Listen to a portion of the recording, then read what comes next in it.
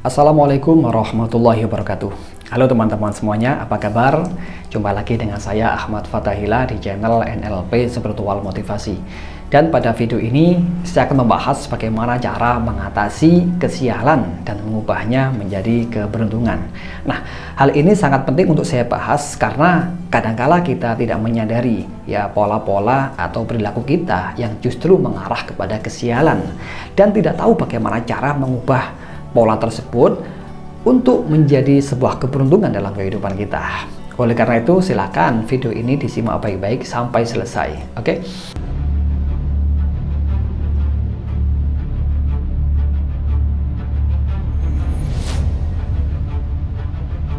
Nah, teman-teman semuanya, kita tahu bahwasanya di luar sana ada banyak orang yang selalu ditimpa musibah atau kemalangan, bahkan terus-menerus dalam kondisi yang melarat atau miskin. Kenapa? Hal itu semuanya bisa dikatakan suatu hal yang tidak kita inginkan atau keburukan.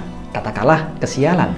Contoh begini, ada orang terjerat hutang sampai ratusan juta, kemudian belum lunas, anaknya sakit, belum sembuh, kemudian adiknya kena kecelakaan dan lain sebagainya. Mungkin itu bisa kita katakan sebagai kemalangan hidup atau kesialan hidup. Nah, bagaimana sih hal itu kok bisa terjadi?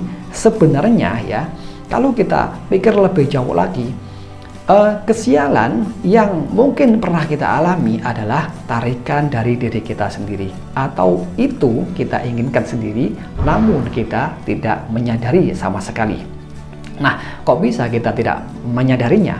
Karena itu berada di level perasaan kita yang terdalam atau di level pikiran bawah sadar, sehingga kita tidak menyadari kalau perasaan, pikiran ya dan tindakan kita justru mengarah pada sesuatu yang membuat sial atau justru menarik kesialan datang ke dalam hidup kita. Nah, sekarang harus kita kenali bagaimana sih pola-pola kesialan itu sehingga kita tahu diri, kita waspada dan bisa menghindarinya. Nah, biasanya kalau orang itu tertimpa musibah, biasanya mengeluh. Nah, mengeluh ini adalah kunci untuk menarik kesialan atau musibah yang lain ya.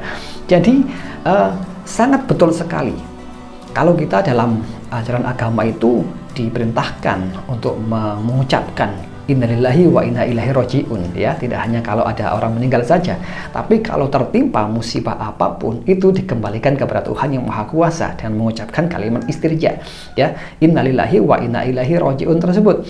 Nah, kenapa kok demikian? Karena itu sebetulnya mengalihkan fokus pikiran kita supaya tidak hanya terfokus pada musibah atau sesuatu buruk tersebut, namun kita kembali kepada siapa pemilik kehidupan ini, yaitu Tuhan semesta alam. Seperti itu. Kemudian pola yang kedua adalah kita terfokus pada masalah tersebut. Hal ini disebabkan dari pola yang pertama, yaitu karena sering mengeluh kalau terkena musibah. Nah, gara-gara kita sering mengeluh, maka otak kita secara langsung akan justru terfokus pada masalah itu sendiri, sehingga hal inilah yang menyebabkan kita terus-menerus menarik kemalangan, menarik keburukan, atau menarik kesialan ke dalam kehidupan kita. Nah, karena pikiran kita terfokus pada keburukan atau kesialan, maka hal ini menyebabkan pola ketiga, yakni perasaan kita, ya, atau emosi kita itu juga tidak enak, tidak menyenangkan, tidak nyaman, mungkin stres, marah, kecewa, dan lain sebagainya. Sehingga hal ini akan justru menarik kepada kesialan berikutnya yang jauh lebih besar lagi. Kemudian, pola yang keempat, hal ini mempengaruhi perilaku kita atau tindakan kita yang justru negatif atau buruk. Ya, nah, kalau orang itu tindakannya buruk atau negatif, tentu hal ini juga akan menarik hal-hal keburukan pada dirinya sendiri. Nah, jadi ada 4 pola. Yang pertama adalah kita mengeluh. Yang kedua, kita terfokus pada kesialan itu sendiri. Kemudian perasaan kita ya yang negatif, misalkan perasaan marah, kecewa, dan lain sebagainya.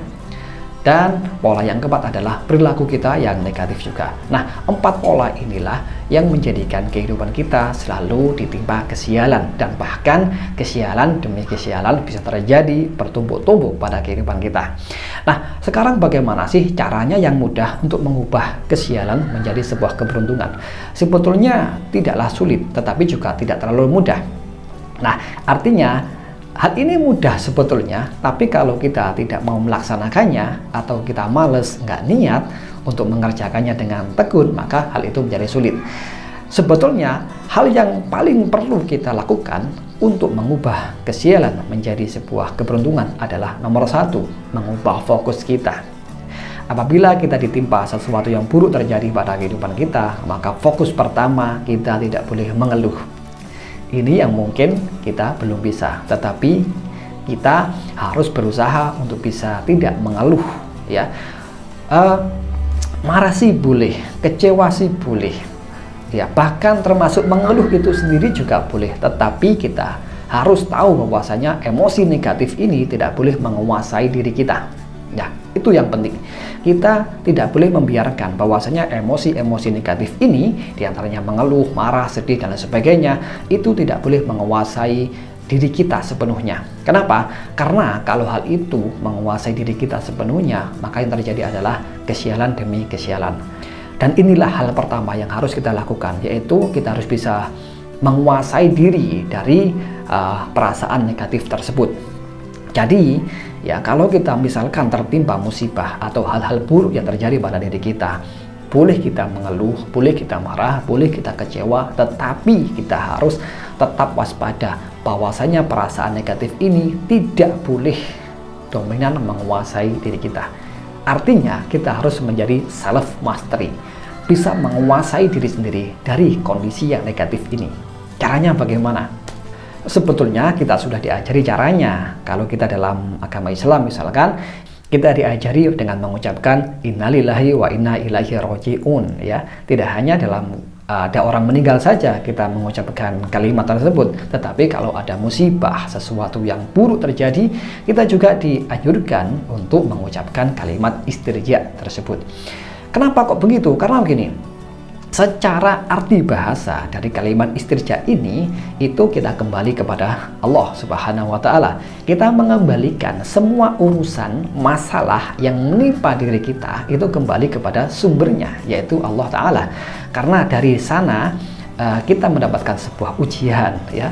Kemudian ke sana juga kita mengembalikan urusannya, seperti itu. Sehingga otak kita yang tadinya berfokus pada masalah tersebut akan teralihkan kepada Tuhan yang Maha Kuasa, sehingga kita memiliki jiwa yang spiritualis, seperti itu. Nah, jiwa yang spiritualis ini sebetulnya adalah pola keberuntungan. Karena orang-orang yang merasa dekat dengan Tuhannya dengan cara bertawakal, bertakwa, beriman, itu memiliki hati yang tenang.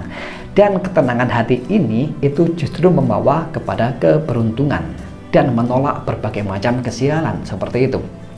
Nah, jadi tahap awal agar kita bisa mengubah kesialan menjadi keberuntungan adalah kita harus kembalikan kepada Tuhan yang Maha Kuasa, menjadikan diri pasrah, beriman, bertakwa kepada Tuhan yang Maha Kuasa, sehingga fokus otak kita tidak kepada hal-hal yang negatif, misalkan mengeluh, emosi marah, ya maksudnya, kemudian pesimis, frustasi, dan lain sebagainya.